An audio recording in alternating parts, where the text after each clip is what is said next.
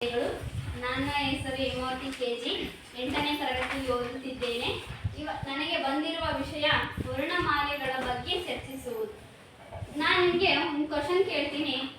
ಕನ್ನಡದ ಒಟ್ಟು ಅಕ್ಷರಗಳು ಎಷ್ಟಿದಾವೆ? ಕನ್ನಡದ ಒಟ್ಟು ಅಕ್ಷರಗಳು ಎಷ್ಟಿದಾವೆ? ಶಾಹಿದ್ ಭಾಷಾ 49 ಅಕ್ಷರಗಳು. ಕನ್ನಡದ ಒಟ್ಟು ಅಕ್ಷರಗಳು 49 ಅಕ್ಷರಗಳಿವೆ.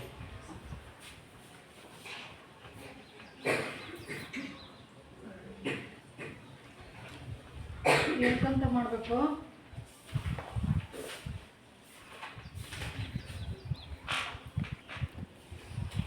ಕನ್ನಡದ ಒಟ್ಟು 49 ಅಕ್ಷರಗಳಿವೆ. ಹಾಗಾದ್ರೆ ಕನ್ನಡ ವರ್ಣಮಾಲೆಗಳನ್ನು ನಾವೆಷ್ಟು ಭಾಗಗಳಾಗಿ ವಿಂಗಡಿಸಿದೆ? ಅನಿತಾ, 3 ಭಾಗಗಳಾಗಿ. ಎಷ್ಟು ಭಾಗಗಳಾಗಿ ವಿಂಗಡಿಸಿದ್ದೀವಿ? 3 ಭಾಗಗಳಾಗಿ ವಿಂಗಡಿಸಿ. ಹಾಗಾದ್ರೆ ಅವು ಯಾವ್ಯಾವು? ಲಕ್ಷ್ಮೀ, ಸ್ವರಗಳು, ವ್ಯಂಜನಗಳು, ಯೋಗವಾಹಗಳು. ಸ್ವರಗಳು, ವ್ಯಂಜನಗಳು, ಯೋಗವಾಹಗಳು 3 ಭಾಗಗಳಾಗಿ ವಿಂಗಡಿಸ್ತೀವಿ. ಫಸ್ಟ್ನೇದು ಯಾವುದು? ಸ್ವರಗಳು.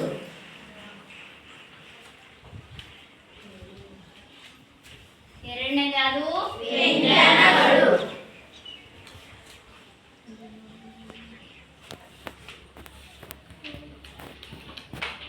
ಮೂರನೇದು ಯಾವುದು? ಯೋಗವಾಹಗಳು.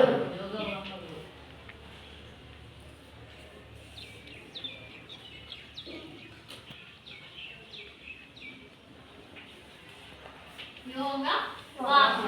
ಹಾಗಾದ್ರೆ ಸ್ವರಗಳು ಎಷ್ಟಿದಾವೆ?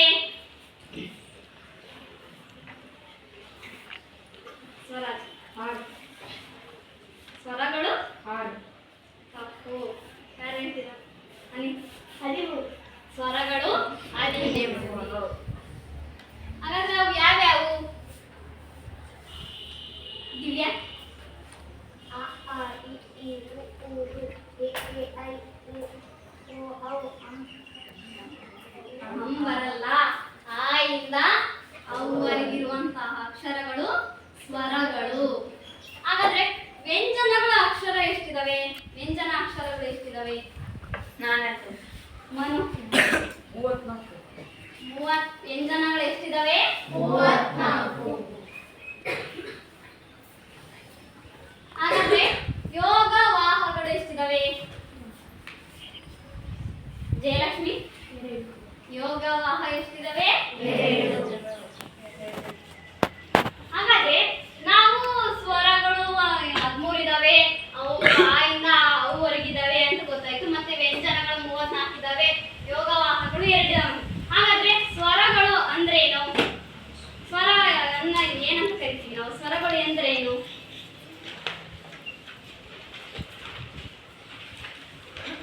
ಲಕ್ಷ್ಮಿ, ಸ್ವತಂತ್ರವಾಗಿ ಉಚ್ಚರಿಸಲ್ಪಡುವ ಅಕ್ಷರಗಳನ್ನು ಸ್ವರಗಳು ಅಂತ ಕರೀತಾರೆ.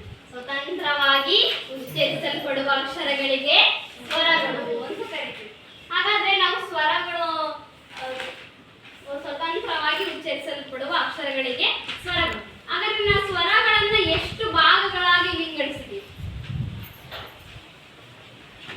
ಗಗನ್, 2. ತಪ್ಪು. ಜಯಲಕ್ಷ್ಮಿ, 3 ಭಾಗಗಳಾಗಿ ವಿಂಗಡಿಸಿದ್ದೀವಿ. 3 ಭಾಗಗಳಾಗಿ ವಿಂಗಡಿಸಿ. ಅವು ಯಾವ್ಯಾವು? ಕಾವ್ಯ, ಹ್ರಸ್ವ ಸ್ವರ, ದೀರ್ಘ ಸ್ವರ, ಪ್ಲುತ ಸ್ವರ. ಹ್ರಸ್ವ ಸ್ವರ, ದೀರ್ಘ ಸ್ವರ, ಪ್ಲುತ ಸ್ವರ. ಫಸ್ಟ್ನೇದು ಯಾವುದು? ಹ್ರಸ್ವ ಸ್ವರ. ಎರಡನೇದು ದೀರ್ಘ ಸ್ವರ.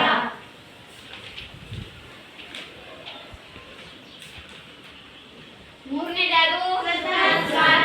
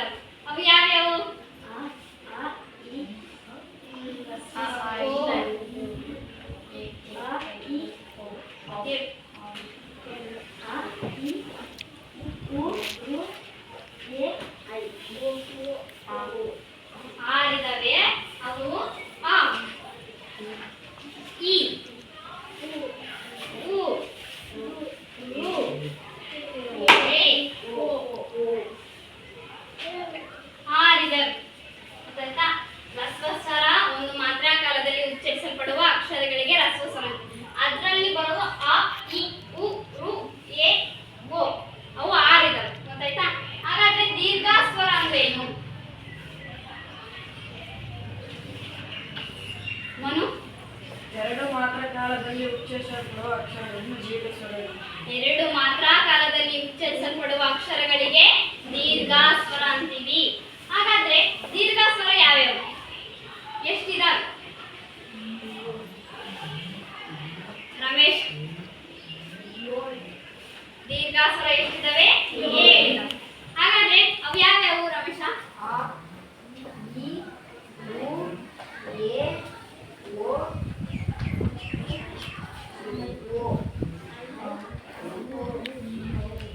ಓ ದಿವ್ಯಾ? ಆ ಇ ಉ ಎ ಓ ಐ ಔ. ಯಾವ್ಯಾವು?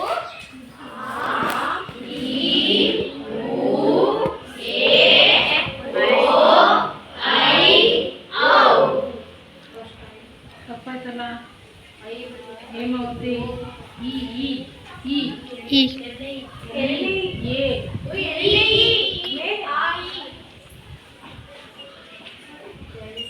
ದೀರ್ಘ ಎ ದೀರ್ಘ ಎ ಹೂ ಆದ್ಮೇಲೆ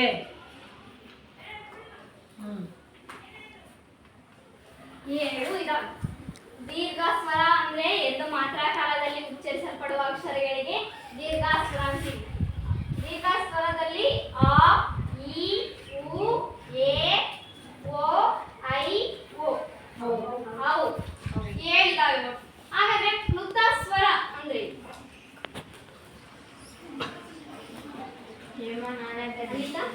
ಎರಡು ಮಾತ್ರ ಕಾಲಕ್ಕಿಂತ ಹೆಚ್ಚು ಉಚ್ಚರಿಸಲ್ಪಡುವ ಅಕ್ಷರಗಳಿಗೆ ಪ್ಲುತ ಸ್ವರ.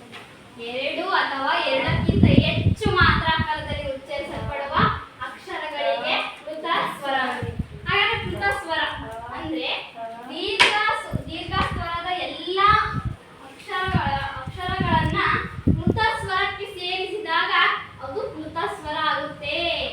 ಉದಾಹರಣೆಗೆ ನಿಮ್ಮ ಅಪ್ಪಾಜಿ ಹೊಲದಲ್ಲಿ ಕೆಲಸ ಮಾಡ್ತಾ ಇರುವಾಗ ನೀವು ಅಮ್ಮ ಅಪ್ಪಾಜಿ ಅಮ್ಮ ಹೇಳುತ್ತೆ, ಅಮ್ಮ ಅಪ್ಪಾಜಿನ ಕರ್ಕೊ ಅಡುಗೆ ಆಗಿದೆ ಅಂತ. ಅವಾಗ ನೀವು ನಿಮ್ಮ ಅಪ್ಪಾಜಿ ಅಲ್ಲಿದ್ರೆ ಅಪ್ಪ ಅಂತ ಕೂಗ್ತೀರಾ ಏನು?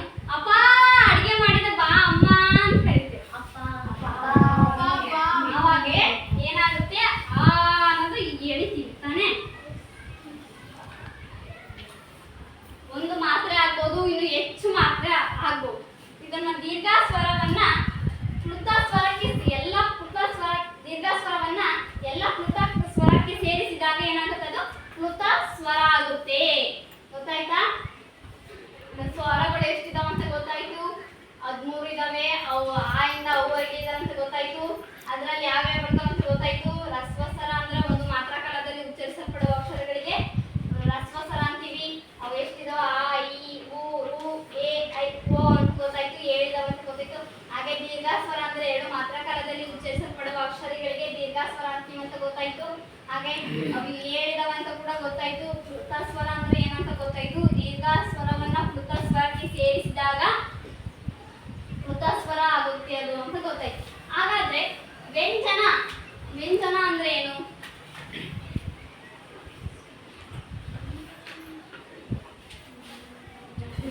ಸ್ವರಗಳ ಸಹಾಯದಿಂದ ಉಚ್ಚರಿಸಲ್ಪಡುವ ಅಕ್ಷರಗಳು. ಸ್ವರಗಳ ಸಹಾಯ. ಸ್ವರಗಳ ಸಹಾಯದಿಂದ ಉಚ್ಚರಿಸಲ್ಪಡುವ ಅಕ್ಷರಗಳಿಗೆ ವ್ಯಂಜನ ಅಂತ ಕರಿತೀವಿ. ಹಾಗಾದ್ರೆ ವ್ಯಂಜನದಲ್ಲಿ ಎಷ್ಟು ಭಾಗಗಳಾಗಿ ವಿಂಗಡಿಸಿದ್ದೆ ನಾವು? ಗಗನ? 3. ಅವಿನಾಶ? ಯಾವ್ಯಾವ ಅವು? ವರ್ಗೀಯ ವ್ಯಂಜನ, ವರ್ಗೀಯ ವ್ಯಂಜನ. ವರ್ಗೀಯ ವ್ಯಂಜನ, ಅವರ್ಗೀಯ ವ್ಯಂಜನ. ಮೊದಲು ಬರೋದು ವರ್ಗೀಯ ವ್ಯಂಜನ, ಆಮೇಲೆ ವರ್ಗೀಯ ವ್ಯಂಜನ.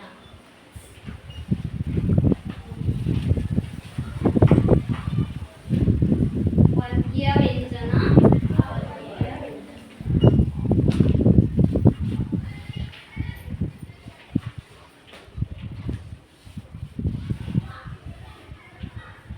ವರ್ಗೀಯ ವ್ಯಂಜನ ಮತ್ತು ಅವರ್ಗೀಯ ವ್ಯಂಜನ. ವರ್ಗೀಯ ವ್ಯಂಜನಗಳಲ್ಲಿ ಎಷ್ಟು ವಿಧ ಬರ್ತವೆ? 3 ವಿಧ ಬರ್ತವೆ. ಅವು ಯಾವ್ಯಾವ ಅಂದ್ರೆ 3 ವಿಧ ಬರ್ತವೆ.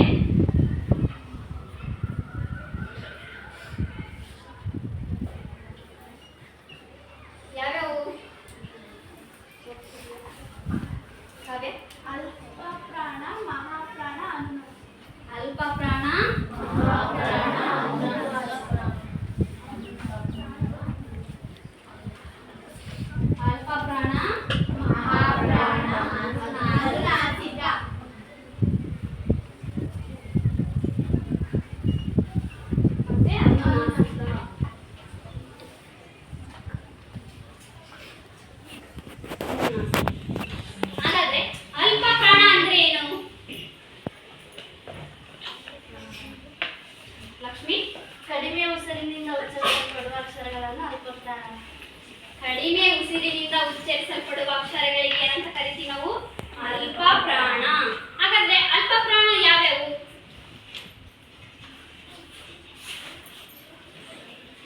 ಅನಿತಾ? ಟ ಚ ಟ ತ ಪ ಗ ಜ ಡ ದ ಬ. ಎಷ್ಟಿದಾವು? 10. ರಮೇಶ್? ಅಲ್ಪ ಪ್ರಾಣ 10. ಎಷ್ಟು? 10 ಇದಾವೆ. ಅವು ಯಾವ್ಯಾವು? ಕ ಶ ಟ ತ ಪ ಗ ಜ ಡ ದ ಬ.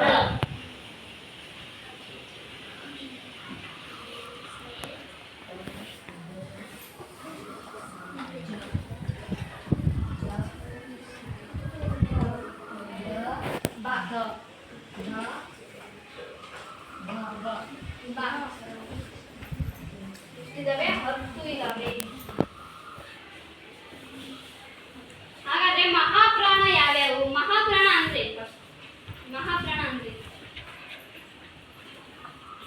ದಿವ್ಯಾ? ಹೆಚ್ಚು ಮಾತ್ರ ಕಾಲದಲ್ಲಿ ಉಚ್ಚರಿಸಲ್ಪಡುವ ಅಕ್ಷರಗಳನ್ನು ಮಹಾಪ್ರಾಣ. ಹೆಚ್ಚು ಉಸಿರಿನಿಂದ ಉಚ್ಚರಿಸಲ್ಪಡುವ ಅಕ್ಷರಗಳಿಗೆ ಮಹಾಪ್ರಾಣ ಅಂತ ಕರಿತೀವಿ. ಹಾಗಾದ್ರೆ ಮಹಾಪ್ರಾಣ ಎಷ್ಟಿದಾವೆ? ಜಯಲಕ್ಷ್ಮಿ? ಅವು 10 ಇದಾವಾ? ಗಟ್ಟಿಗೆ ಹೇಳ್ಬೇಕು ಉತ್ತರ. ಹಾಗಾದ್ರೆ ಅವು ಯಾವ್ಯಾವು? ಕ ಗ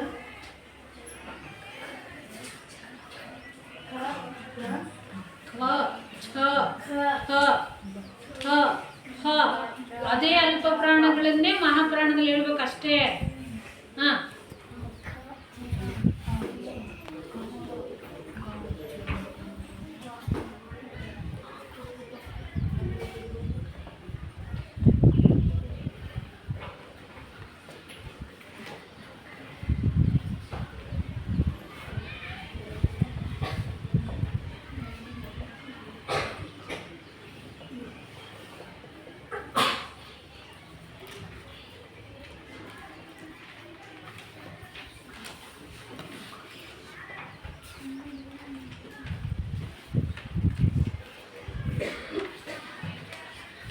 ಹಾಗಾದ್ರೆ ಅನುನಾಸಿಕ ಯಾವ್ಯಾವು?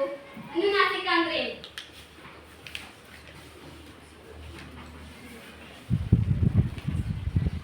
ಅನುನಾಸಿಕ ಅಂದ್ರೆ ಏನು?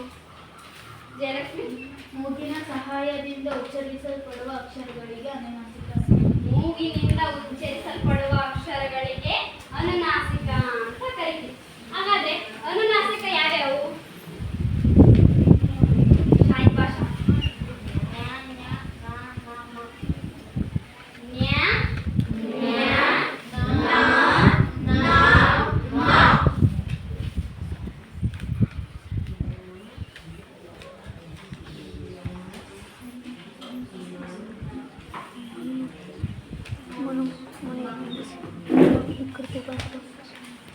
ಐದಿದಾವೆ.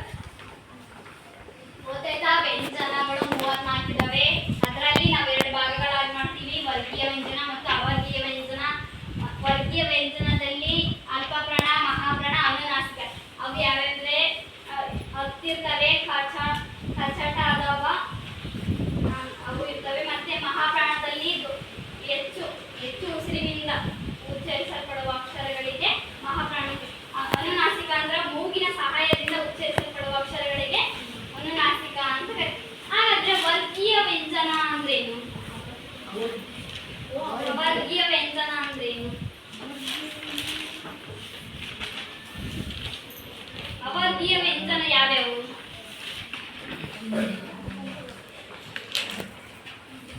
ಲಕ್ಷ್ಮಿ? ಎಷ್ಟಿದಾವೆ ಅವು? 9. ಯಾರಾಡ?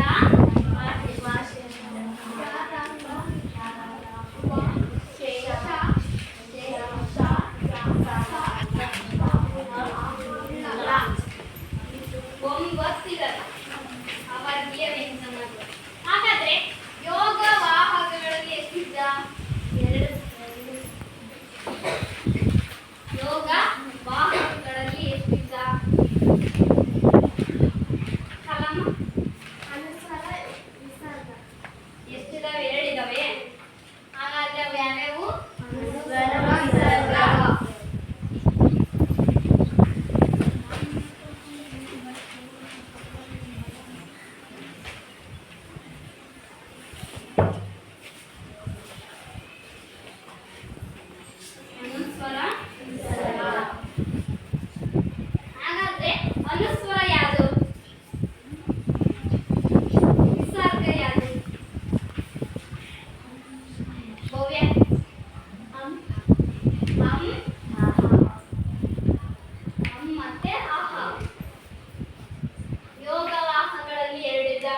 ಸ್ವರ ವಿಸರ್ಗ ಮತ್ತೆ ಅವು ಯಾವ್ಯಾವು ಅಂದ್ರೆ ಮತ್ತೆ ಆಹ. ನಾವು ಏನೇ ತಿಳ್ಕೊಂಡ್ವಿ ಅಂದ್ರೆ ವರ್ಣಮಾಲೆಯಲ್ಲಿ 3 ಭಾಗಗಳಾಗಿ ಮಾಡ್ತೀವಿ. ಸ್ವರಗಳು, ವ್ಯಂಜನಗಳು, ಯೋಗ ವಾಹಗಳು.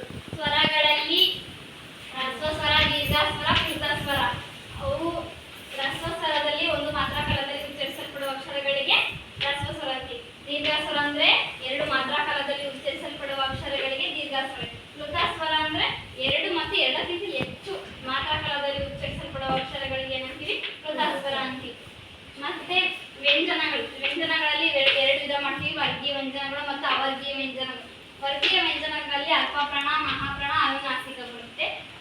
ಅವರ್ಗೀಯ ವ್ಯಂಜನಗಳಲ್ಲಿ ಯಾರ, ಳ, ವ, ಶೇ, ಸ, ಹ, ಳ 9 ಬರ್ತವೆ. ಹಾಗೆ ಯೋಗವಾಹಗಳಲ್ಲಿ ಅನುಸ್ವರ ಮತ್ತು ವಿಸರ್ಗ, ಮತ್ತೆ ಅಹ.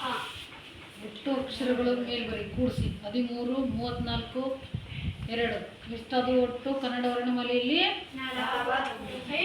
49 ಅಕ್ಷರಗಳಾಗ್ತವೆ. ಹೇಳವನೀಗ ಸ್ವರಗಳು 13 ಮತ್ತೆ ವ್ಯಂಜನಗಳು 34, ಯೋಗವಾಹಗಳು 2. ಅವನ್ನ ಒಟ್ಟು ಸೇರಿಸಿದಾಗ ಎಷ್ಟಾಗುತ್ತೆ? 41 ಅಕ್ಷರಗಳಾಗ್ತವೆ. ಇವಾಗ ಗೊತ್ತಾಯ್ತಲ್ಲ ನಮ್ಗೆ ವರ್ಣಮಾಲೆಗಳು ಇಷ್ಟು ಅಕ್ಷರ ಇದೆ, ಅವು ಯಾವ್ಯಾವು ಅಂತ ಗೊತ್ತಾಯ್ತು. ಮತ್ತೆ ಅವು ಯಾವ್ಯಾವ ಭಾಗಗಳಾಗಿ ವಿಂಗಡಿಸಿದೀವಿ ಅಂತ ಗೊತ್ತಾಯ್ತು. ನಿಮ್ಗೆಲ್ಲರಿಗೂ